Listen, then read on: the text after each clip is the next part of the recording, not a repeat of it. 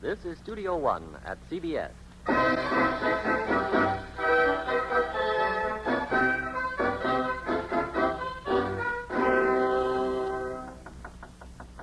Mr. Bennett? If you please, Mr. Bennett. Mother, I don't believe Father is in the library. Jane and I saw him earlier this afternoon. He was out in the carriage. Wasn't he, Jane? Yes, we saw him, Mother. Impossible. Your father is a wonderful man, girls, but he practically never stirs from his library. I wonder if I dare open the door. Yes, I will. Mr. Bennett? Oh, he's not here. Is anything wrong, Mother? Indeed, there is, Eliza. Here it is 2 weeks since that young Mr. Bingley moved into Netherfield Park, and your father has not yet made his acquaintance. £5,000 a year. What? £5,000 a year. That's Mr. Bingley's income. And your father has still not yet prepared the way for his daughters to meet him. Mr. Bingley is single, Mamma? Yes, Jane, he is indeed. Perhaps he doesn't want to get married. Elizabeth, now what difference does that make? Oh, it's Lydia. Have you seen your father? He wasn't in Meryton, Mamma.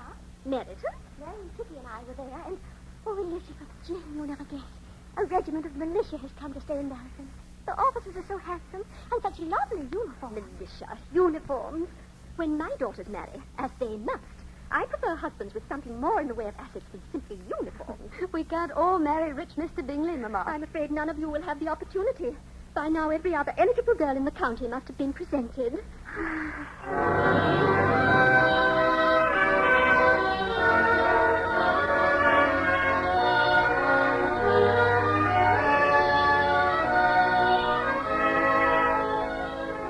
The Columbia Broadcasting System invites you to Studio One for the 16th in a feature series of hour-length versions for listening of celebrated stories, novels, and plays.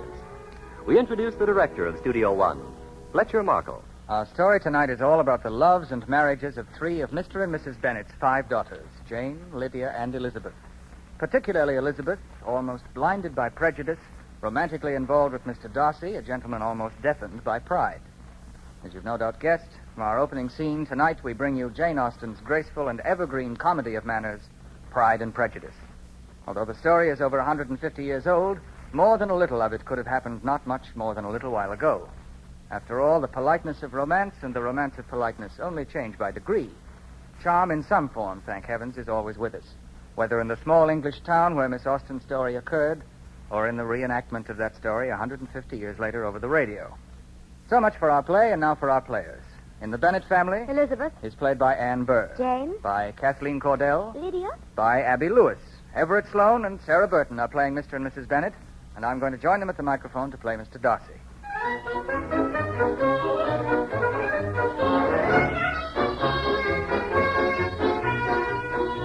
From Studio One at CBS, we present Pride and Prejudice by Jane Austen, as arranged for radio by Sheldon Stark.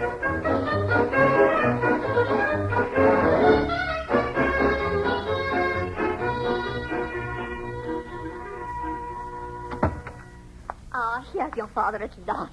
Good afternoon, Mr. Bennett. Good afternoon, my dear Mrs. Bennett. Jane. Good afternoon, Father. Eliza. Good afternoon, Father. Lydia. Father? I've had quite a drive. May we have tea? Of course, Mr. Bennett. Lydia, will you ring for tea?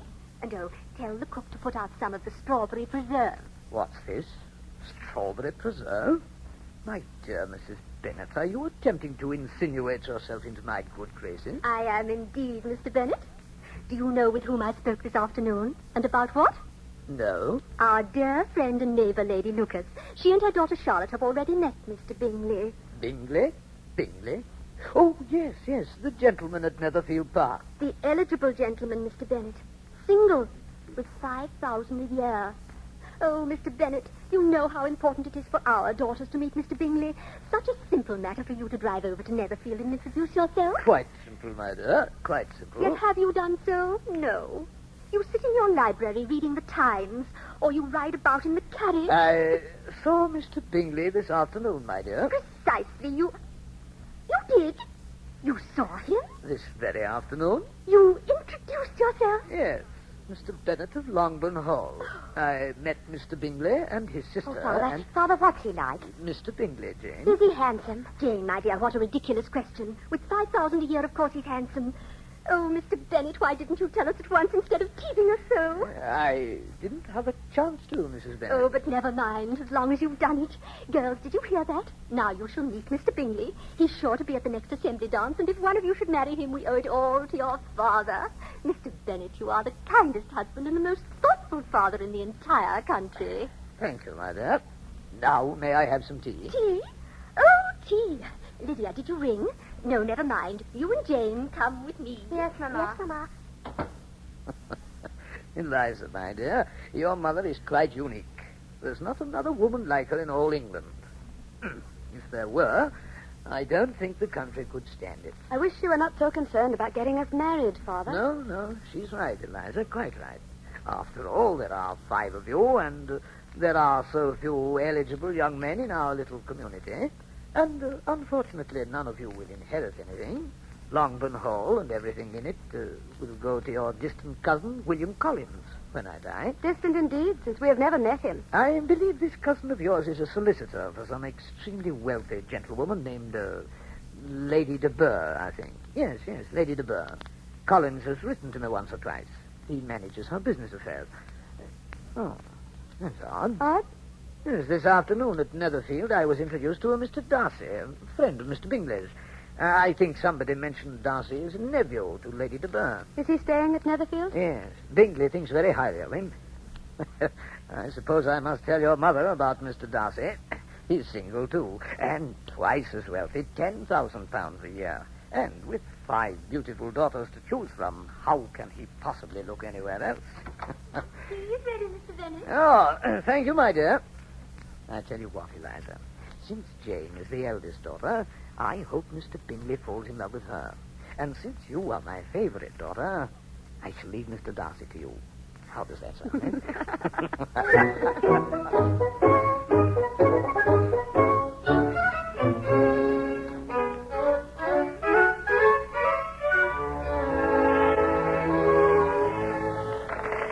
Oh, Eliza, this is the most delightful day. I know Mama considers them a waste of time because they're poor, but the militia officers do dance beautifully, and they are handsome. Don't you agree, Jane? I think Mr. Bingley's even more handsome. That's because he danced with Jane, Lydia. Only once, Elizabeth, no more than with anyone else. But don't you think he's handsome? More than that, Jane, dear. He's very agreeable. Not at all like his friend, Mr. Darcy. Poor Mr. Darcy. He's not dancing. He's hardly even speaking to anyone. Well, perhaps he's too shy. Or too proud, Jane. I think he considers a country dance something to tolerate instead of enjoy. I beg your pardon, Miss Bennett. I quite agree with you. Lieutenant Wickham, you should not have listened. I couldn't help overhearing, Miss Elizabeth. Do you know Mr. Darcy, Mr. Wickham? I've known him for years, Miss Lydia. In fact, were it not for Mr. Darcy, I would now have an excellent living instead of being only a poor lieutenant of militia. But what can Mr. Darcy have to do with it, Mr. Wickham? Miss Elizabeth, Mr. Darcy's late father was my godparent. He'd promised me a certain inheritance. But when he died, Mr. Darcy refused to honor his father's promise. Refused to honor a promise. Mr. Wickham. Yes, I know. It doesn't sound like a gentleman, does it? I really shouldn't gossip this way. If it concerns yourself, Mr. Wickham, I'd hardly call it gossip. No, but still, perhaps we can discuss it more later on. Miss Lydia, do we have this next dance? I believe we do, Mr. Wickham. Then if you'll take my arm, your servant, lady. Eliza. Yes, Jane? Do you think it was proper of Mr. Wickham to speak that way? About Mr. Darcy? Why not, if it's true? It certainly must be, otherwise Mr. Wickham would not have said it. But Mr. Darcy's a friend of Mr. Bingley. And that means he can do no wrong, Jane? Eliza, they're coming this way. Look, there they are. Jane, dear, you're blushing. Oh, dear. Jane, Miss Elizabeth. Mr. Bingley? You've met my friend, Mr. Darcy. Your servant, ladies. Bingley tells me he's enjoying your assembly dance very much. And you are not Mr. Darcy? Oh, yes. Yes, quite entertaining. Not up to London, of course. Your enthusiasm is overwhelming, Mr. Darcy. Oh? Well, forgive me for speaking so honestly. I see. You believe in honesty? I always have, Miss Elizabeth. How interesting. I'm afraid I don't understand. Perhaps you will when I tell you that we have just been talking to an acquaintance of yours, Mr. Wickham. Wickham? Or perhaps your father was more concerned about him than you are, Mr. Darcy. If you don't mind, Miss Bennett, I'd prefer not to discuss Mr. Wickham at all. Oh, Miss Jane, Yes, Mr. Bingley. I've come over to ask you, is your next dance taken? My next... Why, no, Mr. Bingley. Then may I have the pleasure? You may, Mr. Bingley. Allow me, Miss Jane. Are you settled in Netherfield, Mr. Bingley? Yes. Perhaps you can pay us a visit there one day. You're smiling, Mr. Darcy. Do you find us so amusing after London? Amusing, Miss Elizabeth? You have hardly spoken to anyone. Well, I'm speaking to you. Would you care to dance, Miss Bennett? Thank you, Mr. Darcy. But since you have danced with no one all evening, I see no reason for you to change your mind now. Good night.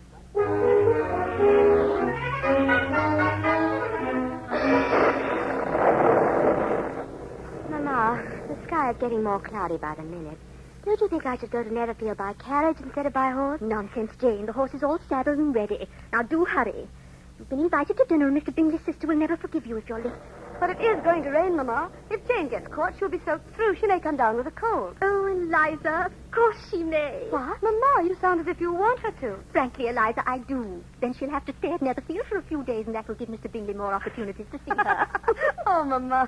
Proximity, my dear Eliza. Proximity. Now go along, Jane. All dear. right, Mama. And be as pleasant as you can. I shall. Goodbye. Goodbye, Jane. Ah, dear Jane, she's always pleasant. A pity you can't be more like her, Eliza. Are you referring to Mr. Darcy, Mama? You really should have danced with him that night, Eliza. Mr. Darcy does have 10,000 a year.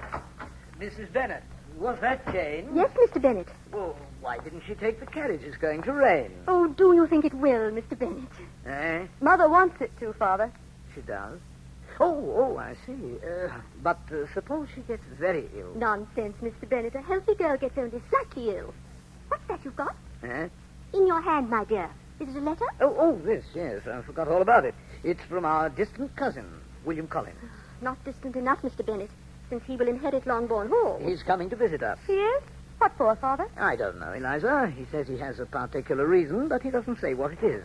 I suppose we'll find out when he arrives. Well, there's your rain, Mrs. Bennet. Yes, isn't it lovely? Jane will get soaked. Eliza. Yes, Mama. It will probably be a few days before Jane's well enough to return home from Netherfield. When she is, will you go for her? Yes, Mama. But please do not expect me to be civil to Mr. Darcy. The less I see of him, the better.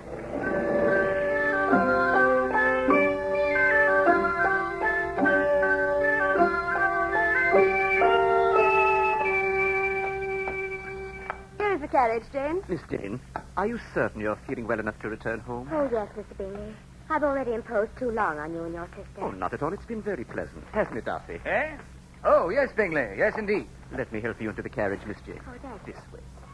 Your sister's quite charming, Miss Elizabeth. I have known that longer than you, Mr. Darcy. I'm sure you have. And Mr. Bingley's been quite attentive. Mr. Darcy, don't you think that is their own affair? Oh, please, Miss Elizabeth. Is there no way you and I can talk without being at Swords Point? You know, I have an admission to make. About what, Mr. Darcy? About you. I think you're quite as charming as your sister. Perhaps the next time you will dance with me. Perhaps. But now you will have to excuse us, Mr. Darcy. Here, Elizabeth, let me help you up. I can manage, thank you. Goodbye, Miss Elizabeth. Miss Jane. Goodbye, Mr. Bingley. Goodbye, Mr. Bingley. And goodbye to you, Mr. Darcy. Goodbye. Goodbye. Beautiful girl, Darcy. Yes, both of them. So gentle, so courteous and kind. Here, Bingley, don't tell me you're in love with her. Well, As if you are, you're making a mistake. why, what do you mean? The girl doesn't love you. She doesn't? Oh, I admit she may act that way, but I'm sure she doesn't. I think she's simply following her mother's orders. Oh, no. You do? Oh, look at it sensibly, Bingley. You've got 5,000 a year, and what of the Bennets? 2,000. And even that won't stay with the children. No, Mrs. Bennet is trying to make a match, Bingley. Well, what of it? Most mothers do. You never meet people like that in London, do you? Think it over, Bingley, before it becomes too serious.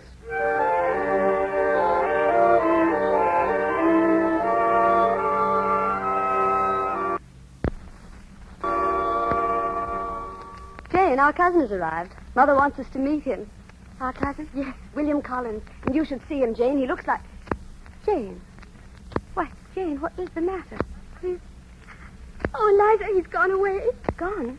You mean Mr. Bingley? Without even telling me, Eliza. One of the servants brought over a letter from his sister Caroline. He's gone to London, Eliza. Oh, Jane. Oh, but surely only for a visit. No, they've closed Netherfield Park. They've all gone. His sister, Mr. Darcy, and Mr. Bingley himself.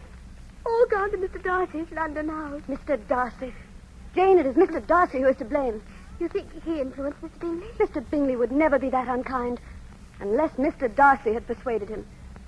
Still, it is only for the winter, Jane. Yes, I know, Eliza, but if he should forget me, if he should meet someone else... Oh, Eliza, I can't help thinking it may be forever. Oh, now, Jane. Please, dear, don't cry. And there is our cousin, Mr. Collins. He's down in the library now. They're waiting for us.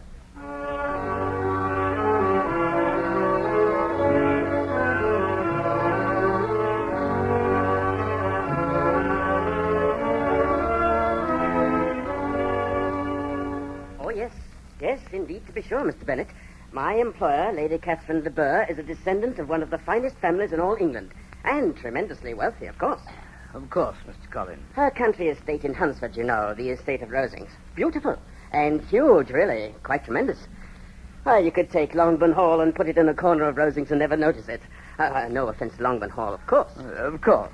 Especially since, after your demise, my dear Mr. Bennet, Longbourn Hall shall pass on to me. So I meant no offense at all. Simply a comparison. Which brings me to my reason for paying you this visit. Of course.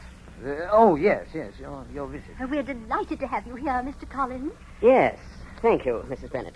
Yes, I flatter myself that my small connection with Lady Catherine de Bourgh gives me entree into the most exclusive homes. Why, I even have dinner with Lady de Bourgh once a week. You do, Mr. Collins? Regularly. And tea twice weekly. I live on the estate, you know, small house near the entrance to Rosings. You must visit me there. Where was I? You were telling us your reason for this visit. Oh, yes. Well, Mr. Bennet, Lady de Bourgh has suggested that I get married. Oh. She has, eh? Naturally, I had been considering it myself, but when Lady de Bourgh does me the great honor of suggesting the very same thing, well, that settles it, of course. Of course. It must be a young lady of good breeding and deportment. After all, she will go to dinner with me at Lady de Bourgh's each week. And twice to tea. Huh? And tea twice weekly. Oh, yes.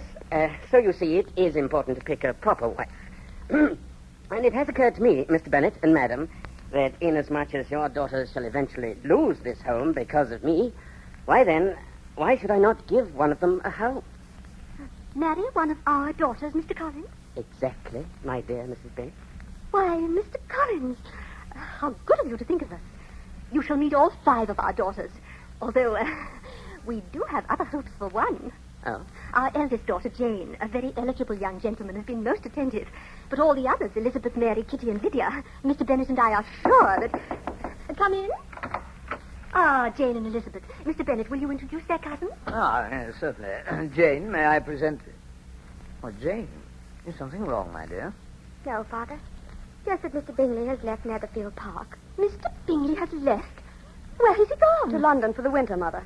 London? Jane is right, Mamma. He and his sister and Mr. Darcy. Darcy? Did you say Darcy? Can that be the nephew of my employer, Lady Catherine de Bourgh? Yes, Mr. Collins, I believe he is. Gone to London. Oh, what a pity. If I'd met him, I could have given him Lady de Bourgh's compliments. Compliments? On what, pray? On what? Nothing, just her compliments. She was quite well the last time I saw her. I have dinner with her every week. Oh, but I beg your pardon, we haven't yet been introduced. Yes, of course. Jane, your cousin, Mr. Collins. Mr. Collins. Jane? How do you do? Elizabeth, your cousin, Mr. Collins. Mr. Collins? Elizabeth. Charmed, I'm sure. I hope to see you often during my visit. Do you? Oh, yes. I do. I do indeed.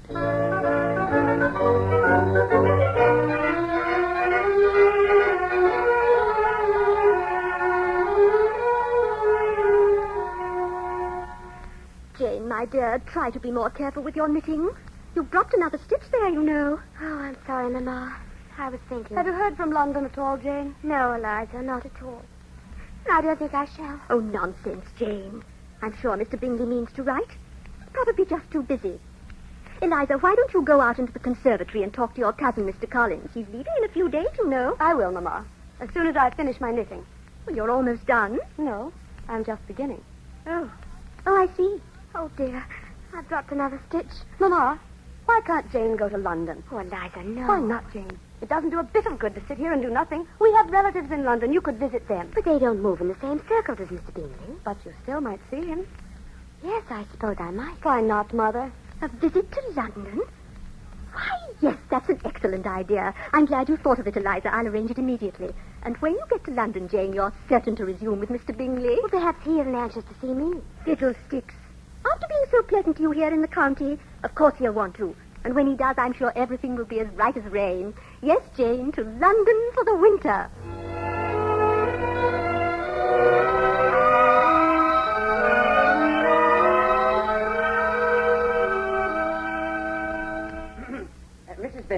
Forgive my intruding, but may I have your permission to speak to Miss Elizabeth in private? In private? Oh, Mr. Collins, by all means. And you have my approval as well. You hear that, Elizabeth? My approval as well. Come, Jane, come upstairs at once. Yes, Mama. Mother. Yes, Eliza? I am sure Mr. Collins has nothing to say to me. Please don't go. Ah, but I do have something to say, Miss Elizabeth. Please, Mama, or let me come with you. Elizabeth, my dear, don't be ridiculous. I insist that you stay and hear Mr. Collins. Come, Jane. Yes, Mama. Well, Mr. Collins? My dear Miss Elizabeth, first allow me to state that your hesitancy at this moment pleases me very much. It's a sign of maidenly modesty, and I'm delighted to see it. Just as you will be delighted with what I have to say. Miss Bennet, I have decided to get married. Yes, Mr. Collins. Please Only... allow me to complete my thought. Not only because I'm in a position to get married, being solicitor to Lady Catherine de Bourgh, and not only because it will add to my happiness, but also because Lady de Bourgh herself has advised it. I am sure that you... Twice she has condescended to so advise. Not once, Miss Elizabeth, but twice. Choose a wife, Mr. Collins, she said. Choose a gentlewoman for my sake, Mr. Collins, and for your own sake, choose one born not of too high a station, but of an active, useful disposition. Those were her very words, Miss Elizabeth. And then she said, bring such a wife home to Rosings, Mr. Collins, and I shall be pleased to meet her. Her very words, Miss Elizabeth. I shall be pleased to meet her. That is very gracious of Lady de Bourgh, Mr. Collins, Yes, but... very gracious. And I'm sure, my dear Elizabeth, that she'll consider you an excellent choice. Mr. Collins, please. I have not given you my answer yet. Oh, well... And I am afraid my answer must be no. It doesn't matter. No. I thank you for the compliment, Mr. Collins, but I must decline. Oh, very charming, Miss Elizabeth. Your reluctance does you credit.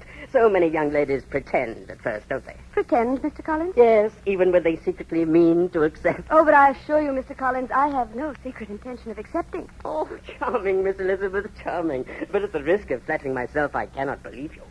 After all, I've so much to recommend me.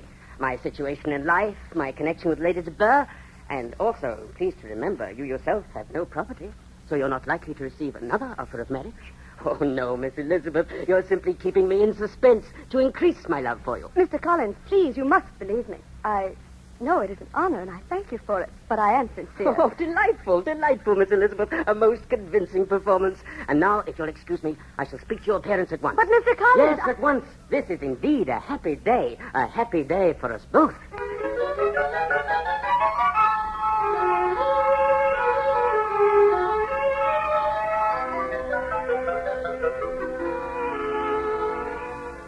I see, Mr. Collins. And you have already spoken to Elizabeth? Yes, Mr. Bennet. She pretends to refuse me. Maidenly modesty, you know. Mr. Bennet, we must talk to her. Yes. Mr. Collins, could you send Elizabeth to us alone, please? At once, Mr. Bennet, at once. And I'm sure I could not have chosen more wisely. Oh, Mr. Bennet, you simply must bring Elizabeth to her senses. She has refused, Mrs. Bennet. She can't refuse an offer of marriage. Oh, you know how stubborn she is. You simply must talk to her. I shall, my dear. You asked to see me, Father? Oh, come in, Elizabeth. My dear, I understand that Mr. Collins has asked you to marry him. Yes, Father. And you have refused? Yes, Father, I have. Your mother insists that you accept. Eliza, you must. You must, or I shall never speak to you again. Well, there you are, Eliza. If you refuse, your mother will never speak to you again. But, on the other hand, if you accept, I shall never speak to you again. What? What's that, Mr. Bennet? You heard me, my dear. But do you mean you don't want her to be married? To Mr. Collins? Never. Oh, Father.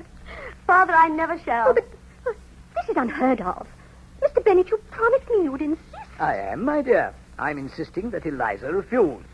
Let her find a husband somewhere else. Somewhere else?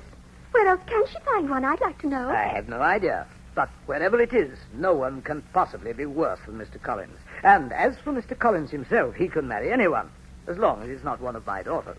Now, let's talk of something else. Oh, what else is there to talk about? Well, there's Jane. Jane? Yes. Is she going to London or not? Yes. Yes, Mr. Bennet. She is. Well, I'm sure that will prove to be a most interesting move. No. Yes, indeed.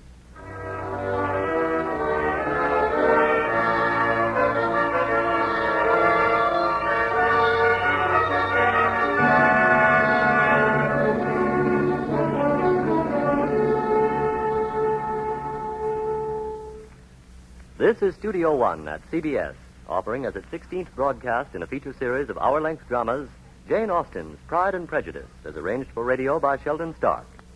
The story will resume after a brief pause for station identification. This is CBS, the Columbia Broadcasting System.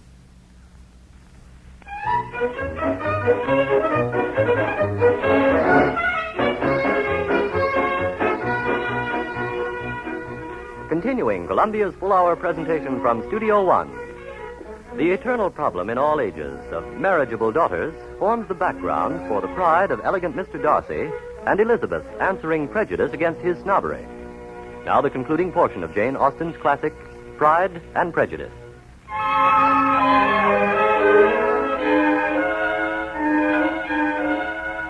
Dearest Sister Jane, since you went to London, our dear cousin, Mr. Collins, has also left. He has gone back to Rosings. And Jane, you'll never guess, he has taken with him a wife. And since you cannot possibly imagine who would marry Mr. Collins, I'll tell you at once, it is not one of our sisters. No, it is our friend and former neighbor, Charlotte Lucas, daughter of Sir William and Lady Lucas. There's no other news here of any importance. Lydia sees Lieutenant Wickham quite often. We are all quite healthy, including Father and Mother. And we all miss you very much. But we are glad that you're in London, and we all hope that you're enjoying yourself and having a wonderful time. Jane, dear, please write and tell us, have you run across Mr. Bingley yet? Mr. Bingley?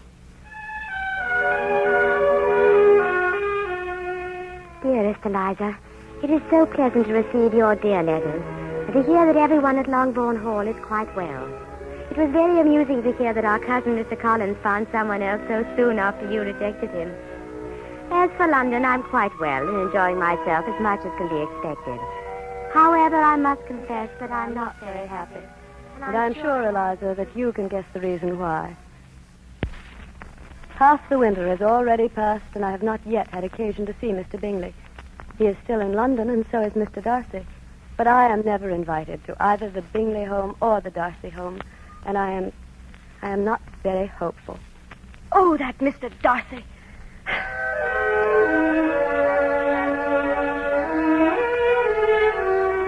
Dearest Sister Jane, I am writing this letter to you not from Longbourn Hall, but from Rosings, the estate of Lady Catherine de Bourgh. Yes, as you suppose, Mr. Collins and Charlotte invited me, and I have accepted their invitation. I do confess I am curious to meet Lady Catherine, and to find out if she is as insufferable as her horrible nephew, Mr. Darcy. I shall meet her this afternoon. Mr. Collins and Charlotte and I have been invited to tea.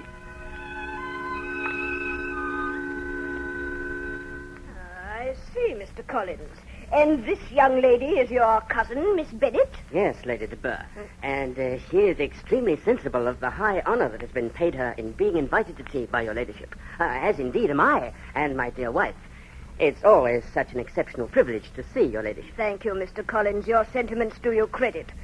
Well, Miss Bennet, welcome to Rosings. Thank you, Lady de Bourgh. I understand from Mr. Collins that you play the piano for. I do, but not very well. Well, then you should practice. You had lessons as a child, I presume? Not regularly, Lady de Bourgh. Indeed. Every child should have lessons. Do you draw? I'm afraid not. You don't?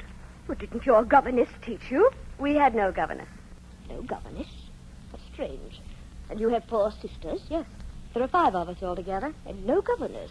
Well, that's extremely odd. How children can be brought up without a governess, I can't understand. Oh, by the way, Mr. Collins tells me you know... that you are acquainted with my nephew, Mr. Darcy. Yes, Lady de Bourgh. I've had that pleasure. Met him once, I presume? No. No, it was several times. Oh? Well, I suppose in some parts of the country there may be some relaxation of the social standards, although I, for one, do not approve. A position for everyone, and everyone to his position. Eh, Mr. Collins? Oh, yes. Yes, indeed, your ladyship. And I must confess, Miss Bennet, my nephew, Mr. Darcy, is at all times extremely conscious of his social position. For example, there is a friend of Mr. Darcy's, a gentleman whose name I have forgotten. Doesn't matter, none of us know him, I'm sure. At any rate, this gentleman developed an attachment for a young lady who was far below his social level. I see, Lady de Bourgh. And what did Mr. Darcy do? It was in the country, Miss Bennet. Mr. Darcy persuaded his friend to leave the country and return to London, thus eliminating any further danger. Mr. Darcy must be very proud of himself. Oh, yes. My nephew is the model of what a true gentleman should be. You have seen him lately, Lady de Bourgh? No, although he does visit Rosings occasionally at this time of year in the spring.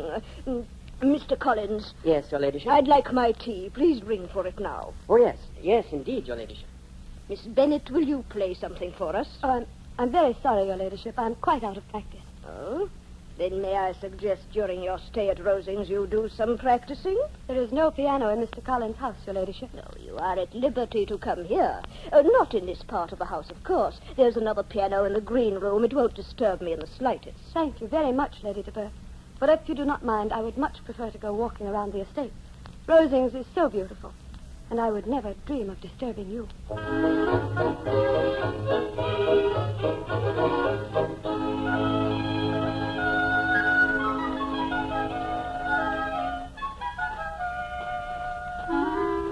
I beg your pardon, I wasn't watching. Miss Bennet. Mr. Darcy, What are you doing here? Of course. You're visiting your cousin, Mr. Collins. And you are visiting your aunt. Yes, Lady de Bourgh. Yes.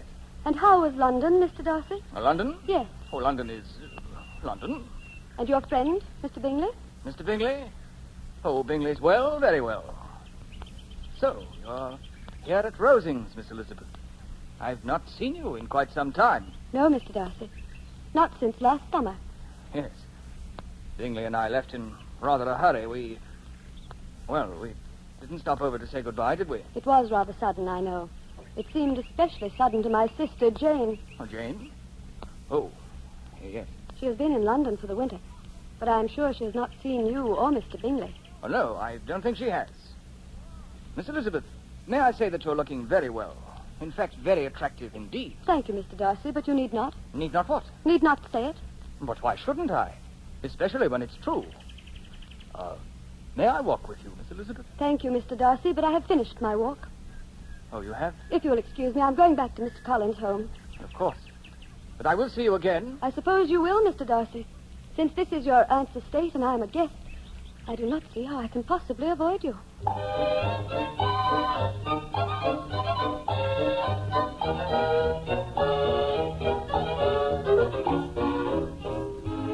Here on our right, Miss Elizabeth, are the oak trees of Rosings. As you can see, they've been here for centuries. I am sure they have, Mr. Darcy. The large one in the center is believed to have been there since before the Battle of Hastings almost 600 years ago. That's very interesting, Mr. Darcy.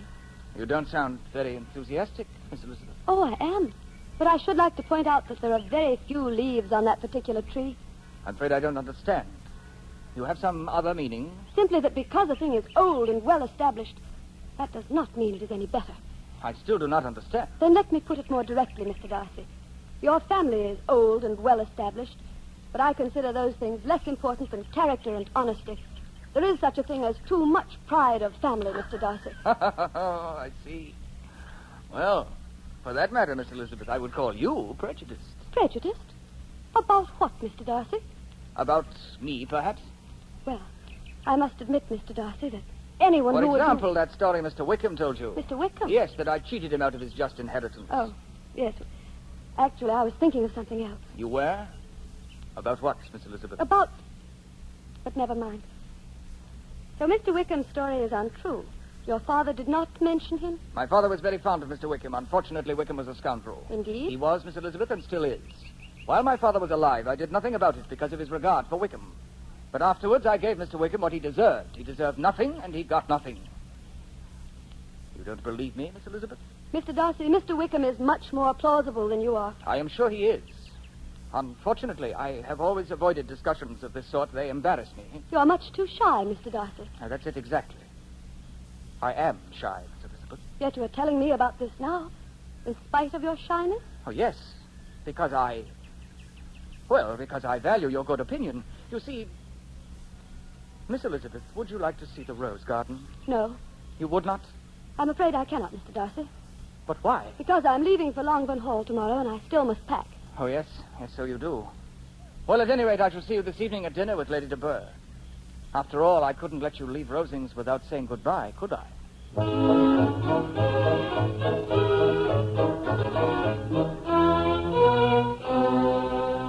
What's that, Cousin Elizabeth? Did I hear you correctly? You're not coming to dinner? No, Mr. Collins. I'm sure Lady de Bourgh will excuse me. But, my dear cousin, Mrs. Collins is already waiting for us in the carriage. And not to have dinner with Lady de Bourgh? You can't be serious. What shall I tell her? Oh, Mr. Collins, tell her whatever you choose. I have a headache. A headache? Yes. Oh. But even so, Lady de Bourgh will be very annoyed. I don't know what to say. After she's been so kind and generous to us. Elizabeth, you simply must come. Mr. Collins, please. I beg your pardon, but frankly, I'm not going because I prefer not to see Mr. Darcy. Eh? What's that? I have seen too much of that gentleman already. You saw Mr. Darcy again this afternoon? Yes. Dear me. Quite often. It amuses you, Mr. Collins? No. It simply reminds me of what my wife said this morning. She said, Mr. Darcy has been seeing you so often. He must be in love with you. You consider that ridiculous? Of course it is. Mrs. Collins is just being romantic. Mr. Darcy in love with you? Why, of course it's ridiculous. Absolutely. But this dinner at her ladyship's, why should Mr. Darcy's presence interfere? Because of what he has done to my sister, Jane. Jane? Yes, Jane and Mr. Bingley. Oh, but you know very little of that, Mr. Collins. Please, you and Mrs. Collins go ahead. I shall stay here. Very well, Elizabeth, if you insist. But her ladyship won't like it. She won't like it at all.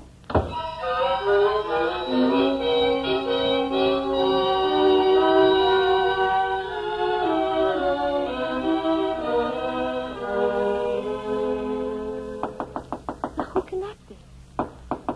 Just when I wish to be alone. Miss Elizabeth? Oh, Mr. Darcy. Everyone has gone to dinner. Except for you, Miss Elizabeth. May I come in? If you wish. May I sit down? If you wish. May I speak? Mr. Darcy, if you are here to apologize, pray do not bother. Apologize for what, Miss Elizabeth? Or if you have come to say goodbye, please say it. Miss Elizabeth, please. I have come for one purpose only. In vain have I struggled. It will not do. My feelings will not be repressed. You must allow me to tell you how ardently I admire and love you. You love me, Mr. Darcy? I do indeed. With all my heart and soul, Miss Elizabeth. You love me? You mean all those occasions when we happened to meet each other, these meetings were not accidental? Not on my part. They were deliberate, Miss Elizabeth. I did not want to see you, and yet I could not help myself. I had to see you.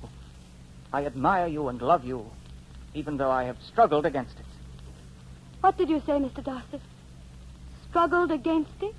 Oh, yes. After all, Miss Elizabeth, there's a very large difference between our social positions.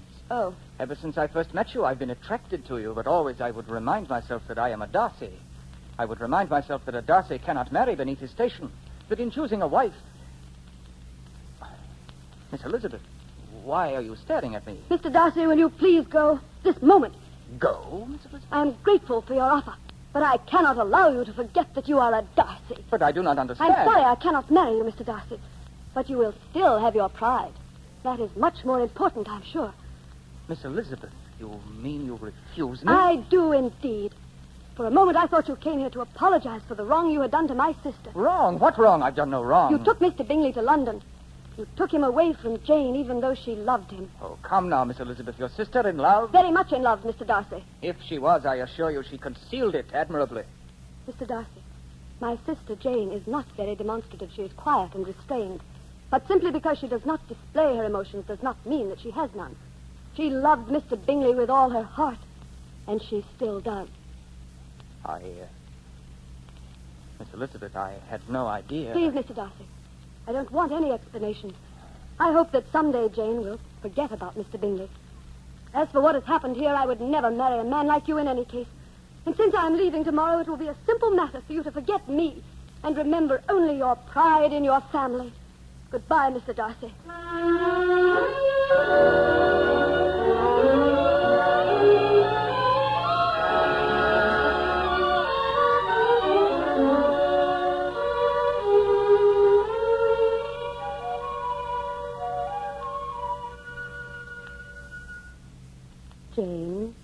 Jane, dear. Yes, Eliza. You have dropped another stitch? Oh, so I have. Oh, Eliza, it's no use. No matter what I try to do, I can't forget Mr. Bingley. Even in London all winter, even here, home again at Longbourn Hall, Right in the middle of whatever I'm doing, I think of him. Jane, dear, it doesn't do any good. I know. But there is one satisfaction, Jane. I told Mr. Darcy exactly what I thought of him. I think you should have married Mr. Darcy, Eliza. Married him? You cannot be serious, Jane. Well, he did explain his reasons for influencing Mr. Bingley against me. After all, he did what he thought was best. Nonsense, Jane. Please don't make excuses for the man. Lydia? Jane, Elizabeth, have you seen Lydia? No, Mama. Perhaps she's out in the garden with Mary and Kitty. No, she's not. I don't know where she can be. Oh, Lydia! Lydia! Jane, dear, please try to forget Mr. Bingley. Go on with your knitting. I'll go on, Eliza. But I'm sure I shall never forget. Eliza, was someone calling me? What is it, Father? I thought I heard your mother. What's she calling? She's searching for Lydia, Father. Oh, what's your sister done now? I do not know, sir. Oh, well, whatever it is, your mother is sure to find out. How are you, Jane? I'm all right, Father. Now, my dear. Things are seldom as bad as they seem. Now. Mr. Bennet! Oh, Mr. Bennet! Good heavens, now what? Mr. Bennet! Oh, Mr. Bennet! Oh, Mr. Madam, Bennet. control yourself. But it's Lydia on her pillow. A note. Gone. Oh, how could she, without a word? Mrs. Bennet, if you please. Madam, what are you talking about? Our daughter Lydia, Mr. Bennet. She left this note on her pillow. She's run off with Lieutenant Wickham. What? She has run off with Lieutenant Wickham. Oh, Mr. Bennet, suppose they're not married. Eliza, send for my carriage at once. I'll go after them. And they'd better be married.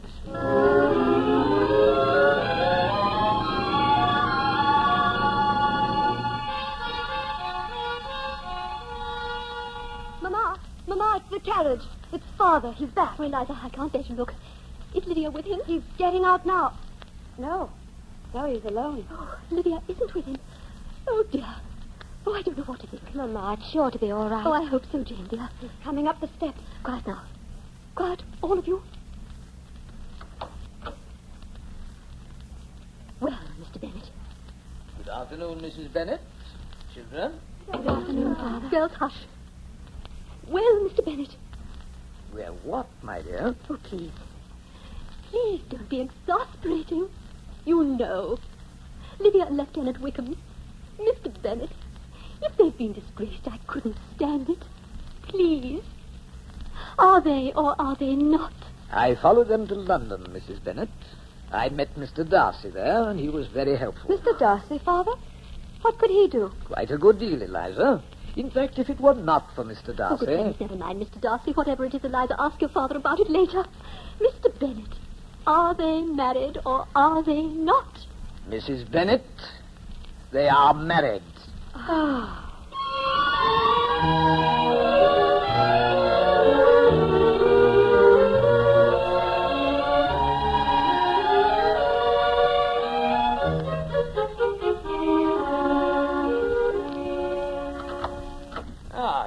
Come in, Eliza. I've been expecting you. You're curious about Mr. Darcy, I suppose. Yes, Father. What did he have to do with Lydia and Mr. Wickham? Eliza, I think perhaps you've misjudged Mr. Darcy. I certainly have, Father. At least as far as Mr. Wickham is concerned. Mr. Darcy said he was a scoundrel, and he was right. To run off with Lydia without even asking your consent. It's more than that, my dear. To put it delicately, Mr. Darcy has saved us from a scandal. If it had not been for him, I fear I might have been too late. Too late, Father? Mr. Darcy located them, Eliza. It was he who persuaded Mr. Wickham to marry your sister. Oh, Father. Yes. Quite fortunate that I ran across him. He was very helpful. I shouldn't have mentioned this, Eliza. Mr. Darcy asked me not to, but I thought you would like to know. I do, Father. Not that it matters at all, but I have a better opinion of him now. In spite of poor Jane. Jane? Oh, that business of young Mr. Bingley, eh? I don't think she will ever get over it. Well, perhaps it's better if she doesn't. Oh, Father, how can you say that? How can it be better for Jane to keep on being in love with a gentleman she will never see again? Oh, I wouldn't be that pessimistic, Eliza. She may see him. In fact, she probably will. Inasmuch as he's already returned to Netherfield Park. Mr. Bingley, Father? He has come back? I saw him myself, Eliza, as I was driving by in the carriage. I even stopped and spoke to him. In fact, he told me he might call this afternoon. This afternoon? Here? At Longbourn Hall? That's what he said. Do you think you'd better tell Jane? I certainly shall, Father. Yes. I don't doubt it. And you might as well take her out to the garden, Eliza. She can pick roses and watch the road at the same time. Here,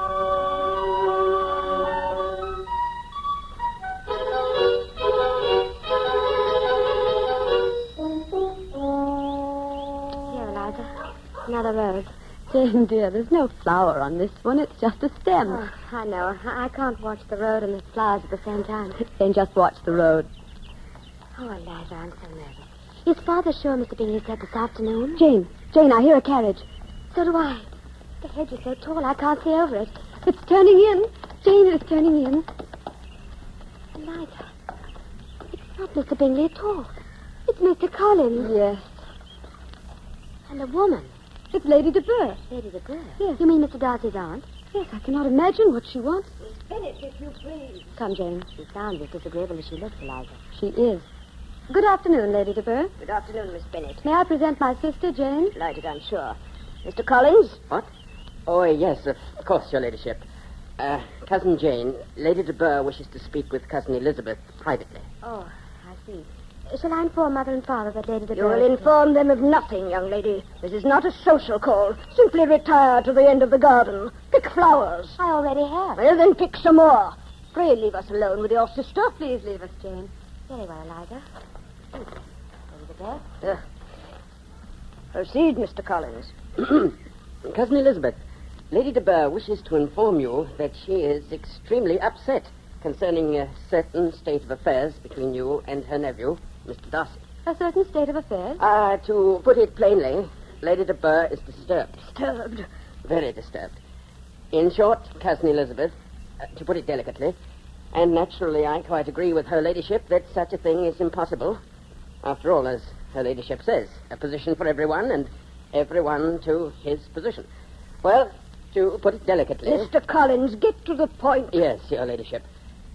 Cousin Elizabeth, you simply cannot marry Mr. Darcy. Marry Mr. Darcy? I had no intention of it. My dear Miss Bennet, please. Lady de Burgh, surely you must have some other errand than this. Collins, please to explain. Well... No, never mind. I'll do it myself. Miss Bennet, you may look as innocent as you choose, but you cannot deceive me. Can you swear to me that you and my nephew have not engaged in any conversation about love? Lady de Burgh, whether we have or not, I can assure you... My dear, I do not want assurances. I simply want an answer. But I'm afraid I cannot give you one. Cousin Elizabeth. What do you mean, Miss Bennet? Simply that such a subject seems to be entirely a private matter. Private? I am Mr. Darcy's aunt. Yes, his aunt. You may be his aunt, Lady de Burgh, but after all, is not Mr. Darcy his own master? Miss Bennet, enough of this. All I want is a promise to say no should Mr. Darcy ask your hand in marriage. Perhaps I already have. Are you implying that Mr. Darcy has already proposed to you? That's nonsense.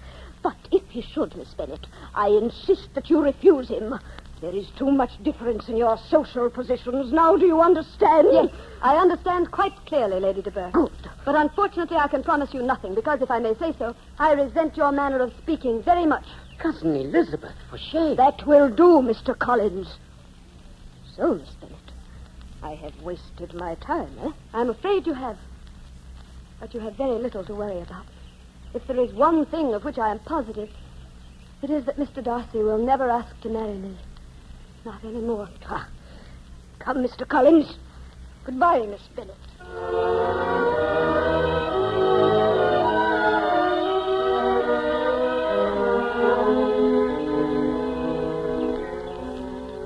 I declare I never heard of such a thing, Eliza. Lady de Burgh may be well brought up, but she certainly didn't act well bred. Please, Jane. She is gone, and let's talk no more about it. I'm only sorry that I lost my temper. Eliza? Yes, Jane? Tell me, did you mean what you said? Are you really so positive that Mr. Darcy won't ask you again? Of course he won't, Jane. Now, please forget it and... Oh, Jane, look. Look, a cloud of dust down the road. Do you hear, Jane? It sounds like horses. It is horses, Eliza. Coming this way. Look. Isn't that Mr. Bingley? Yes, it is Mr. Bingley. And there is someone with him. Yes. And Eliza, I think it's Mr. Darcy. Yes, Jane. It is Mr. Darcy.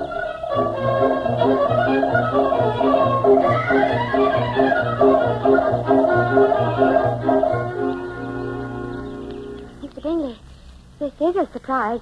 We haven't seen you since last summer. Oh, yes, Miss Jane, since last summer. You've returned to Netherfield? Miss Jane, I should have returned long ago. Don't you agree, Darcy? Yes, quite, Bingley. I agree entirely. And I'm sure Miss Elizabeth agrees as well. I do indeed, Mr. Darcy. Miss Jane, Yes, Mr. Bingley. I wonder if... Well, is your father at home? Yes, he is. Then may I... Well, that is... Have I your permission to speak to him? Oh, Mr. Bingley, of course you have my permission. Well, then, if your sister and Mr. Darcy will excuse us. Of course, Bingley. We do excuse you, Mr. Bingley. Mr. Bennet is in the library now. Miss Jane, can you direct me to your father's library? Oh, yes, Mr. Bingley. Yes, I'll be glad to. Miss Elizabeth, I owe you an apology. They are in love. Very much in love. One look at the two of them together proves that, doesn't it? Yes, Mr. Darcy. And I owe you an apology for what I said to you before I left Rosings. Miss Elizabeth, I deserved every word of it. Every word. You were right. I have paid too much attention to pride and to family. I thought about it after you left, Miss Elizabeth. That's why I went to London and saw Mr. Bingley and... You need not stop, Mr. Darcy. I've already guessed that it was you who persuaded Mr. Bingley to return to Netherfield. I wanted to make amends, Miss Elizabeth. You have, Mr. Darcy. Not only with Jane and Mr. Bingley, but I understand with my sister Lydia also. Oh? You know about that? Yes. I see. Please do not be upset because I found out, Mr. Darcy. It has changed my opinion of you completely. It has, Miss Elizabeth? You now think more highly of me? Yes, Mr. Darcy. If I am prejudiced now, I assure you it is in your favor. You do, Miss Elizabeth? Well, in that event, Miss Elizabeth, I am a changed man. But in one respect, I have not changed at all. I love you, Miss Elizabeth. I love you very much. Have I your permission to speak to your father? Mr. Darcy, you have my permission. Half an hour ago, I was not sure, but now I am. Mr. Darcy, at the risk of sounding improper, may I say that I should like nothing better than to marry you and be your wife. May I kiss you, Miss Elizabeth? You may, Mr. Darcy. You may indeed.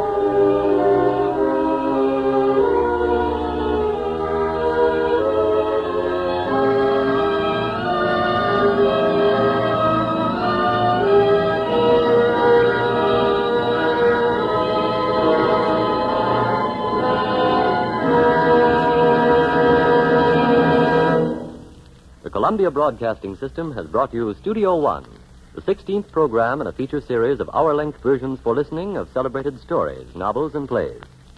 Tonight from Studio One, you have heard Fletcher Markle's production of Pride and Prejudice by Jane Austen. The adaptation was prepared especially for this series by Sheldon Stark, and the musical score was conducted by Alexander Semler. Now, again, Mr. Markle. A producer introduced the principals in our cast tonight. In the Bennet family, Elizabeth, was played by Anne Burr. Mr. Bennet? Was Everett Sloane. Mrs. Bennet. Was Sarah Burton. Jane. Was Kathleen Cordell. Lydia. Was Abby Lewis. Mr. Collins? Was Hedley Rennie. Lady de Burr. Was Miriam Wolfe. Ivor Francis was Mr. Wickham. Gregory Morton was Mr. Bingley. And Mr. Darcy was played by your producer. And now, until next week, until Everett Sloane, starring in J.B. Priestley's domestic comedy Laburnum Grove, this is Fletcher Markle with a good night and thank you from all of us in Studio One.